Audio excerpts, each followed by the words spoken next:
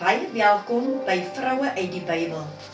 Hierdie is 'n reeks van plus minus 75% vroue in die Bybel, wat selde of nooit van gepraat of van gehoor was nie, wat ook in boekvorm gekry kan word, spesiaal vir vroue byeenkomste. Ek wil tog vra dat u moet subscribe, dit sal baie help om ander vroue te bereik. Dit help ook dat u nie een van die reekse misloop nie. Die teks van oordenking is uit Genesis 25 vers 1. Ketura. En Abraham het weer 'n vrou geneem met die naam van Ketura. Elke Bybelleser is vertroud met Abraham en Sara. Alhoewel hulle ook baie foute gehad het hulle 'n lang en mooi liefdesverhouding steeds vir eeue daarna talle Christene geïnspireer en aangemoedig tot so 'n verhouding volgens 1 Petrus 3 vers 6. Ons lees met die afsterwe van Sara op die ouderdom van 127 jaar. Het Abraham haar beween en oor haar gerou. Daarna het hy opgestaan en gaan onderhandel met die kinders van Het, om vir haar 'n spesiale stuk grond met 'n grot te koop, waarin hy haar begrawe het, volgens Genesis 23. Ja, Sara was die geliefde vrou van Abraham, maar die lewe gaan aan, en die hart gaan aan, en net so het Abraham dan ook aangegaan met sy lewe, en hy trou weer met Ketura, volgens Genesis 25 vers 1. Na die dood van Sara en nadat Isak en Rebekka getroud is, was Abraham 'n eensame ou man. Miskien het hy met Ketura getrou terwille van die geselskap en versorging van 'n bejaarde, maar daar het meer in haar gesteek as net dit. Waar die liefde van 'n eerste vrou die huwelik oorheers en alles oorbrug het, is dit so dat die tweede vrou gewoonlik baie harder aan haar huwelik moet werk om die liefde en aandag van haar man te behou. In die harde omgewing met droë klippe en woestynsand, die warm son en onuithoudbare hitte, saam met die spanning waardeur 'n vrou moes gaan met die geboorte van haar kinders, blyk dit of Ketura dit reg gekry het om haar man se aandag en liefde te wen. Aangesien Abraham en Ketura 'n groot familie gehad het, sy moes ook 'n aantreklike vrou gewees het vir 'n vermoeiende en ryk man met aansien en status, sodat hy in haar sou belangstel. Ek dink persoonlik dat Ketura 'n pragtige vrou met 'n sagmoedige gees was. Ons weet dat Abraham se geloof en vertroue in God hom sy seun Isak besorg het, terwyl hy al 'n ou man was, ver op sy dae, alhoewel Abraham in sy hart bedink het dat daar vir hom op 100-jarige ouderdom nie meer kinders gebore kon word nie. Volgens Genesis 17 blyk dit dat die goddelike herstel van Abraham voorgegaan het in sy huwelik saam met Ketura, want sy word moeder van 6 van Abraham se seuns nog 40 jaar later, en sy het vir hom Simran en Joksan en Midan en Midian en Jisbak en Suach gebaar, volgens Genesis 25 vers 2.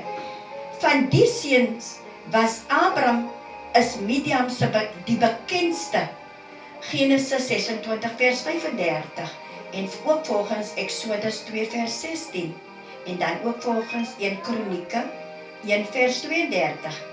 Ketura word nie as 'n jong vrou wat 'n onafhanklike posisie in 'n tent van haar eie gebly het, uitgebeeld nie. Dit wil eerder lyk asof sy besorgd was oor 'n bejaarde man en hom verpleeg het. So 'n houding impliseer ook 'n toewyding, maar word gekombineer met die liefde van 'n toegewyde vrou en die van 'n besorgde dogter. Alhoewel daar baie min van hierdie vrou gesê is, kan ons aflei dat sy nie dieselfde posisie en status ingeneem het as wat Sara beklee het nie, want sy word later beskryf as die byvrou van Abraham, volgens 1 Kronieke 1 vers 32. In die eerste plek was sy sekerlik veel jonger as haar man, en in die tweede plek moes sy die plek inneem van 'n vrou wat 'n baie hoë standaard gestel het. Sara was so mooi dat wanneer konings die oë op haar gelê het, hulle haar as vrou wou gehad het. Abraham was weer 'n man met groot invloed, ryk aan besittings, en die tente en families was 'n baie belangrike verantwoordelikheid van 'n vrou in daardie tyd. Sekerlik het Keturah ook tye gehad waarin haar staal getoets was. Hoe sou sy opgetree het? Sy moes skynbaar gehoor het, Sara het nie dit so gedoen nie, of Sara het dit nie so gehanteer nie. Sy kon net een van twee dinge gedoen het, of sy het toegelaat dat die onsekerheid en ongeduld haar gevoelens beïnvloed het, om altyd soos die tweede beste te voel, of sy kon in sagmoedigheid aan ander gedink het en hul gevoelens gerespekteer het en haar besluite daarvolgens geneem het. 'n Gloed van emosionele en woedebye kon almal se monde vir eens en vir altyd daarvolgens gesnoer het.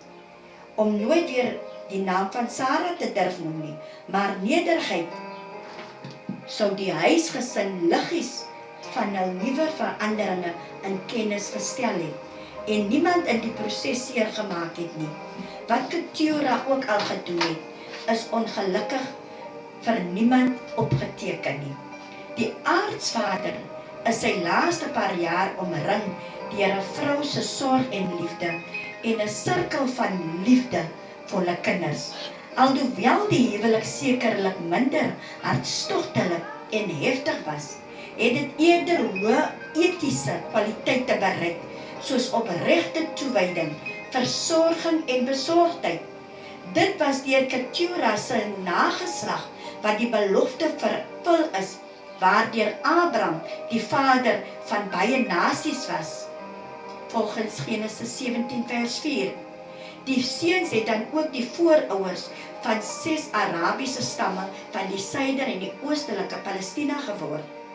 Verder het Abraham betyds reëlings getref om nie Isak, die seun van die belofte, en sy wettige erfgenaam, die posisie in gevaar te stel nie.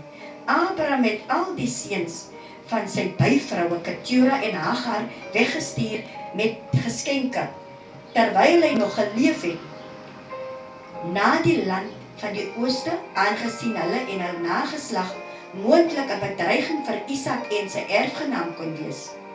Alhoewel daar min oor haar gesê is, kan ons miskien uit hierdie gedeelte leer om die minste te wees.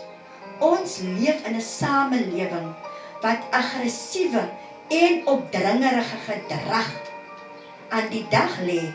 Min mense verstaan en waardeer die krag wat besit word deur 'n sagmoedige gees.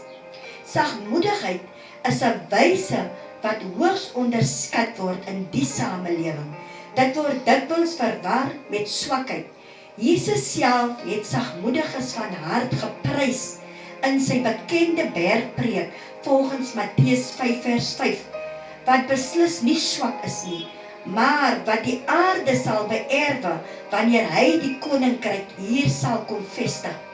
Die vraag wat onwillekeurig by 'n mens opkom, is hoe kan 'n mens hierdie skynbaar onmoontlike wyse van die hart bereik om steeds sagmoedig te bly? Hoe het Keturah dit reg gekry om haar waardigheid te behou in die skaduwee van so 'n fenominale vrou soos Sara?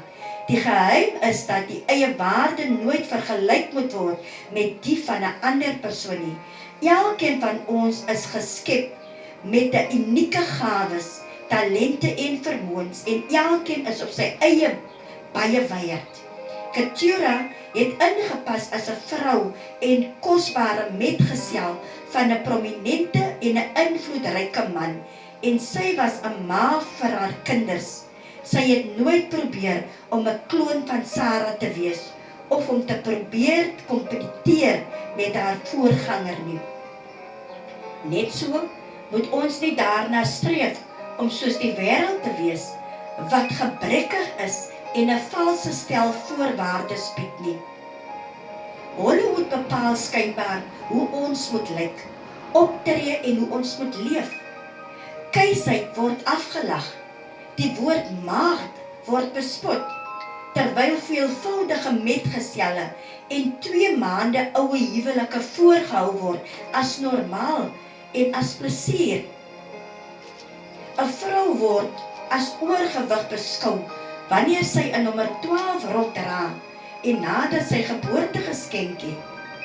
'n Hardwerkende, geëelte hande wat kos kook en huis skoonmaak en omsien na haar huisgesin, laat die wenkbroue lig omdat sy nie lang geverfde porseleinnaels het nie. Die lyne om haar oë word nie raak gesien en ook nie haar karakter nie, maar eerder as foute beskou. Sy moet skaam wees, want dan met die duur grimering en lae grimering rondloop. Dit is baie moeilik vir die moderne vrou van vandag om onder sulke toesig en streng standaarde staande te bly. Daarom is daar soveel depressie, soveel wanhoop, eetversteurings, geestelike en emosionele afbreekpunte wat algemeen is onder vroue en wat bydra tot die afbreek van familieeenheid. Dit is omdat pragtige dames geen begrip het van wie hulle in Christus is nie. Wie bepaal die reëls waarvolgens ons moet leef? Dit is mense wat waardes en ideale en mense eerder as van God soek. 'n moderne Keturah moet bewus wees van haar eie waarde in die oë van Jesus Christus. Hy is die een wat jou gemaak het. Hy ken jou hart, jou sterk en jou swakpunte. En hy is die een wat 'n plan het vir jou lewe. En hy is die een wat ook vir jou gesterf het aan die kruis. Amen.